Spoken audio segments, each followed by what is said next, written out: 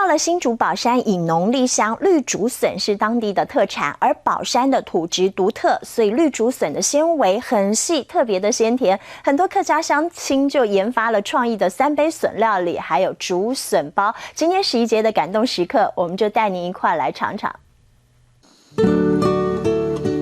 乡间聚落绿竹林围绕着新竹县宝山乡，以农立乡的客家小镇，每年6月份就是弯腰族最忙碌的时刻。清晨的露水还没有滴落，笋农桂英妈妈已经出现在竹林里，弯着腰寻找绿宝石。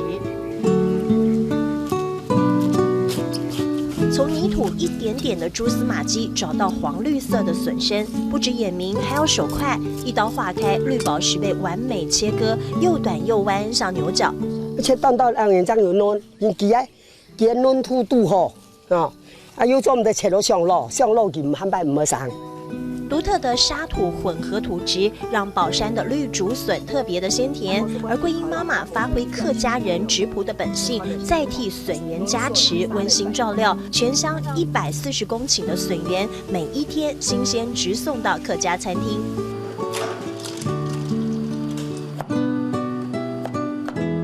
水煮过的绿竹笋在客家庄有了新花样，大火油炸炒3杯。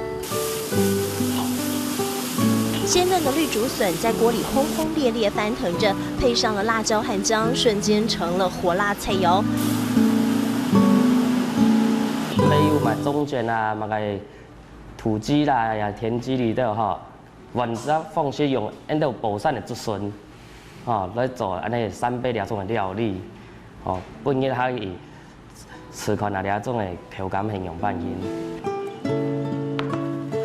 白泡泡的包子掰开来是满满的竹笋丁，这是季节限定的客家竹笋包。炒好的香菇剁碎的肉里加入5倍分量的笋丁，不卖刨丝竹笋，而是切得一块一块的，让人要咬出口感。肉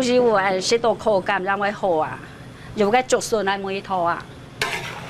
口感还得加上好味道，才能碰出火花。凤英阿姨拿出客家人应景精神，调出对味的黄金比例，让绿竹笋成了宝山人眼中的天然绿宝石。晨雾迷离，客家笋农执着向前，坚硬的黄绿色遮掩不了耀眼光芒，淡雅香气，清脆口感。入热夏日里，宝山的绿竹笋以主角之姿演绎感动时刻。